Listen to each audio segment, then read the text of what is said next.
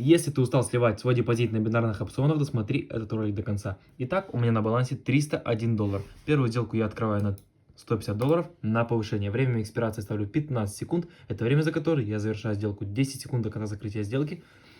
Свечки выставляем по 15 секунд. Валютная пара у меня евро к рублю OTC. Итак, закрываем сделку через 2 секунды. 0, 1 и получаем $288 на наш депозит. $200 захожу в сделку на повышение.